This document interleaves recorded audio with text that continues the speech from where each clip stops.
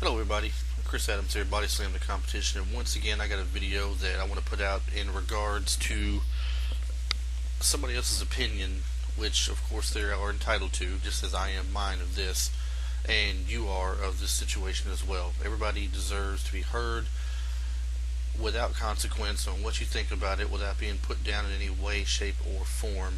And I read some comments earlier that I just didn't agree with, and I want to make a few points about it. Michael Mullins is a man. I'm sure he's a fine person. I don't know him personally. I belong to a web group on Facebook with him. He is a co-host of DDP Radio for the DDP Yoga product, which, if anybody out there, by the way, has ever thought about, I highly recommend it. It's a very good product. I'm not getting paid for it. It's just a quick plug for Diamond. I don't mind putting it out there. He's a good guy. Helps a lot of people. The stretches alone helped me out a lot, so I will say that. But Michael Mullins, co-host with him on his show, user of the product, wrestling fan himself, like us, has an opinion of Chris Benoit and says that basically, well, hold on a second, I'll just read a little quick thing off to you here. There's a little article put up where he says it's a great response for the idiots who won't let go of the idea of Chris Benoit going to the Hall of Fame. The idiots who won't let go of Chris Benoit. I happen to be one of those idiots, and I don't believe there's anything wrong with a person out there liking Chris Benoit the wrestler, liking Chris Benoit the wrestler's legacy he left behind in the ring, how well he was in the ring, what he did in the ring, his World Heavyweight Championship that he got in the ring, the people he teamed with and wrestled against in the ring. If you notice, I keep putting at the end there, in the ring, because that's what we're talking about. Yes, we can differentiate the two, Chris Benoit the wrestler versus Chris Benoit the man. I don't know Chris Benoit the man. I never knew him. Just like I don't know Michael Mullins. I'm sure Chris Benoit the man, for a long time there, was a great individual, a great man. However, he experienced severe head trauma, as we all know. The doctors did point out his brain injuries and things of that matter that was wrong with him. And best we can tell, it caused a very tragic end to the life of himself and his family, with supposedly him killing them and himself. I say supposedly because I don't know. I wasn't there. Do I think somebody else came in and did it? I don't know. I wasn't there. But guess what? You weren't either. And you don't know either. You're basing your opinion strictly off the fact that your bleeding heart can't stand the fact that his wife and kid were smothered, hung, killed, shot, whatever happened to them, and he died after. He died afterwards himself as well. All right, it's a tragedy, and it should be listed as a tragedy, and there's nothing we can all do about it except move on from it. Now, why do I think he belongs in the Hall of Fame after what happened? I'm going to give you a scenario here, and you take it for what it's worth, but I think it's a damn good scenario. You take a kid fresh out of high school, 18 years old, ready to go defend his country. He goes through boot camp. He gets taught what it's like to be in 118 degrees in the shade, wearing his full uniform, carrying a backpack, toting his weapon, living on rations, whatever you want to call it, however they do their stuff, whether they do, being sent to the Middle East, Afghanistan, Iran, Iraq, wherever else they get sent to. He gets put into basic training where they say, this is what's going to happen to you. You're going to be in an area where bullets are going to fly over your head, explosions are going to happen off over here. You're going to be in a risk of your life on a daily basis, driving through town even. You're going to find people who are suicide bombers running at your vehicle, and it may be a woman, it may be a child, it may be another grown man. They may be waving at you and smiling at you 1 second, and pointing that gun, and the next second, you don't know what's coming, but you go over there anyway, because that's what you want to do. You want to defend your country, and you want to be good at it, so you go over there, and it's everything they made it out to be. You have some easy time, at your base of operation there where you're just patrolling a little bit, nothing bad happens. Then you get put in a situation that's real. Bullets flying over your head right and left, explosions going everywhere. Your mind is going a little bit like, what's going to happen to me? Am I going to die? Am I going to see my family again? Am I going to see my friends again? What's going to happen? What do I do? And you start shooting back at them. You start launching grenades at them. You start dropping bombs on them. Everything you can to get back home. And you make it home. Now you get back home and you've gone through all this bit of war that you've seen and experienced firsthand, and you come back with post-traumatic stress syndrome, and you can't handle it. You're not coping well, and you kill somebody. It's self-defense basically, but in your eyes it's self-defense. You're flashing back to something that happened. What if you just heard a car backfire real loud and you dropped and you turned around, you pulled a gun out you happen to be carrying, because legally here we can carry firearms in a lot of places, and you shoot somebody and you kill them. Alright, that person may go to jail. They very well may go to jail for murder, but they are a decorated veteran who got medals of honor, Purple Heart, or whatever, hurt in battle, came back from the battle. Here they are in the States now. We should have pity on them and think highly of them because they went through such a stressful, traumatic deal, and they're treated differently than a lot of other people because of what they did. Their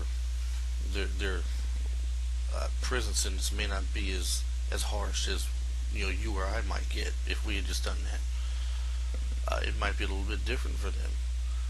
But the point I'm trying to make is that they gave their all for their country, and they're decorated for it. They go over there and they kill people in war, women, children, other grown men, and we don't think nothing about it. If they come back over here and they kill somebody, they're monsters. But they're not monsters for what they do when they go and they do that. Chris Benoit served, in a sense, his life performing for fans like you and I. Put his body on the line every match. Took chair shot after chair shot after chair shot to the head. Diving from the top rope. Headbutt. He just constantly taking abuse. And you wonder why he had brain trauma. Why'd he do what he did? What happened to him? Yeah, he took steroids too coming up. Yeah, I'm sure he took pain meds and things as well. And I don't know how he handled with them, how he coped with them. But in the end, from what we understand, he flipped out, killed his family, killed himself. Best I look at it is we'll never know the real story for sure, because we weren't there, we weren't close to him, we don't know what happened. People who were close to him state one thing, police report states another. I'm not going into that discussion. I'm just going to simply say, let's say he did it. Let's just say he did it. Okay? For the sake of argument, he did it. Does that mean that his accomplishments in the ring should keep him, his actions outside the ring should overshadow his accomplishments in the ring and keep him out of the Hall of Fame? Just like, should you look down on a soldier coming home because he killed people overseas and not decorate him highly when he comes back home? Don't show up at the airport and clap and cheer when he comes back home to see his family because he went and done something good for his country to help defend people. Let's forget that. Just like we should forget Chris Benoit entertained people for a lot of years and put his life on the line for that. Separate the man from the wrestler and base his Hall of Fame actions on the wrestler, not the man. Put Pete Rose, the player, in the Hall of Fame, and Pete Rose, the manager, kicked to the curb, because that's who was caught gambling, the manager, not Pete Rose, the player, when he went out there and gave his all and broke the hit streak record, the hit record. Everybody has their opinion on things, and that's mine. I'm pretty strongly in it. I think he should be in there. You know, people say China don't belong because she made an X-rated tape. Please. Degeneration X was borderline X-rated the whole time the Attitude Era was out. She falls to the wayside with drugs and alcohol after getting kicked out of the business and does that, and it's a surprise or a shocker when you practically acted halfway X-rated throughout the Attitude Era. She's cleaned up her act and everything since then. Let her in as well. Don't judge her on her personal mistakes. Judge her as the wrestler entertainer. That being said, I'm sure Eddie would appreciate the fact that Chris Benoit was put in, because we all know how close of friends they were.